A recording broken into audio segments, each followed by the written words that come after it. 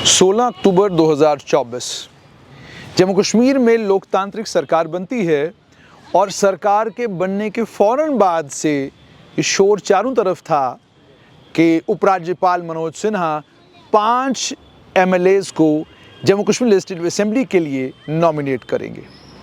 और इतना ही नहीं बल्कि 5 नामों पर चर्चा भी हो गई और ये 5 नाम सार्वजनिक भी हो गए।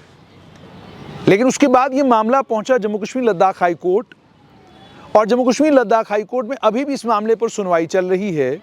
लेकिन जम्मू कश्मीर लद्दाख हाई कोर्ट ने कोई रोक जम्मू कश्मीर की सरकार पर नहीं लगाई है कि आप 5 लोगों को नॉमिनेट नहीं कर सकते, कोई रोक नहीं लगाई है।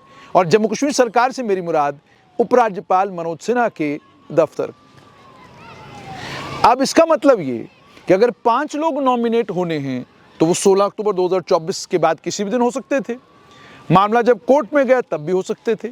लेकिन सूत्र ये बताते हैं कि केंद्र सरकार बड़ा कॉशियसली कोर्ट के मामलों में चलती है और दिशा निर्देश बिल्कुल साफ हैं कि जब तक मामला कोर्ट में निपटता नहीं और कोर्ट साफ तौर पर कोर्ट का फैसला सामने नहीं आता, तब तक मामला ऐसे ही चलता रहेगा। लेकिन अब फिर से सुगबुगाहट होने लगी है कि 5 लोगों को नॉमिनेट करने की प्रक्रिया शुरू की गई है। अब कहाँ नॉमिनेशन की प्रक्रिया शुरू हुई है? नॉमिनेट तो उपराज्यपाल मनोज सिन्हा ने करने हैं और उन्हें काउंसिल ऑफ मिनिस्टर्स की एडवाइस की ज़रूरत नहीं है। उनकी मदद के बगैर वो ये काम कर सकते हैं क्योंकि आप केंद्र शासित प्रदेश हैं, आप राज्य नहीं हैं। तो केंद्र शासित प्रदेश में चूंकि सारी ताकतें उपराज्यपाल के पास हैं, 5 लोगों को नॉमिनेट करना है। पहले चर्चा इसीलिए ये थी कि 5 लोग बीजेपी से होंगे और ये 5 लोग कौन होंगे? इसमें 2 कश्मीरी पंडित समुदाय के लोग होंगे, एक महिला एक पुरुष, 2 महिलाएं, उसके अलावा एक पाकिस्तान के कब्जे वाले जम्मू कश्मीर के रहने वाले नागरिकों में से नुमाइंदगी होगी। तो यानी 5 लोगों को उपराज्यपाल नॉमिनेट करके लेजिस्लेटिव असेंबली भेज सकते हैं, ताकतें उनके पास हैं। अब दोबारा ये कहा जा रहा है कि नॉमिनेशन की प्रक्रिया दोबारा से शुरू हुई है और अब जिन 5 लोगों को नॉमिनेट करने की बात हो रही है वो 5 लोग किसी राजनीतिक दल से ताल्लुक नहीं रखते होने चाहिए।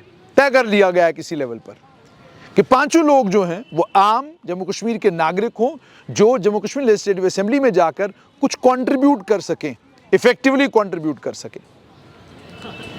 कहा यह जा रहा है कि इस पर बातचीत भी शुरू हो गई है। कहा यह भी जा रहा है कि इस पर कुछ नामों के ऊपर डिबेट भी हुआ है, डिस्कशन भी हुआ है।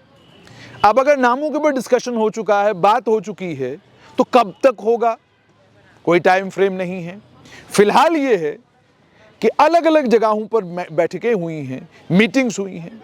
कुछ लोग तो ये भी अफवाह उड़ा रहे हैं कि मुख्यमंत्री उमर अब्दुल्ला और केंद्रीय गृह मंत्री अमित शाह के बीच में जो मुलाकात हुई वहाँ पर उन्होंने भी ये मामला उनके सामने रखा, जबकि ना तो मुख्यमंत्री ने खुद इसको कंफर्म किया है, ना कहीं और कोई खबर आई है। लेकिन ये बड़ा इंटरेस्टिंग हो चुका है सारा मामला कि 5 लोगों की नॉमिनेशन उपराज्यपाल चाहते तो 16 अक्टूबर के बाद कभी भी कर सकते थे। लेकिन फिर एक कहानी चली कि भाई इसलिए नहीं किया क्योंकि बीजेपी की सरकार नहीं बन रही थी।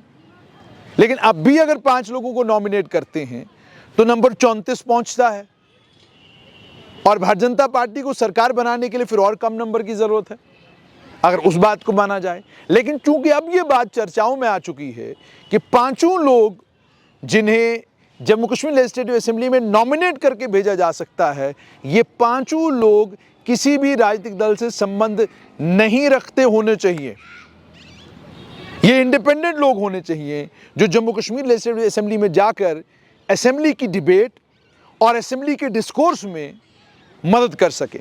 अब देखना ये होगा कि कब तक ये जो असमंजस की स्थिति 5 नॉमिनेटेड MLAs को लेकर बनी हुई है ये रहती है और कब उपराज्यपाल 5 लोगों को नॉमिनेट करते हैं। और वैसे भी आप जानते हैं बीजेपी के काम करने के तरीके को लेकर ये कहा जाता है there is always an element of surprise, और ये एलिमेंट ऑफ सरप्राइज ऐसा लगता है कि इस मामले में भी है। अब देखना ये होगा कि क्या उपराज्यपाल वाकई 5 लोगों को नॉमिनेट करेंगे या ये इस बार भी अफवाह है और इसका नतीजा भी वही निकलेगा जो पहले वाली अफवाहों का निकला।